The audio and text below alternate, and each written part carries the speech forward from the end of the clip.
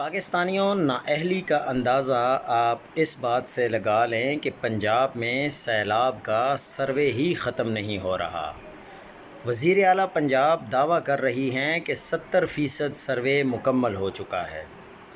وفاق کے مطابق پنجاب میں 650 ارب روپے کا نقصان ہوا ہے۔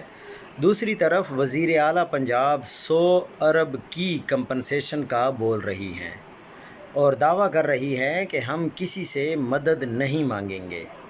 سوال یہ ہے کہ 100 ارب دے کر 650 ارب کے نقصان کا کیسے ازالہ ہوگا؟ گندم کی فصل کا وقت آ چکا ہے۔ کسان کو صرف 20,000 روپے ایکڑ کی امداد کا اعلان، جو ایک بوری کھاد اور DAP کے لیے بھی کافی نہیں ہے۔ اس وقت پنجاب کے 60 لاکھ سیلاب متاثرین سخت کرب سے گزر رہے ہیں۔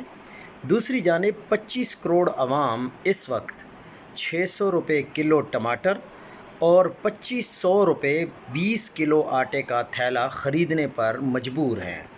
ایسے میں بس یہ ہی کہا جا سکتا ہے کہ سب نہیں، کچھ بھی اچھا نہیں چل رہا۔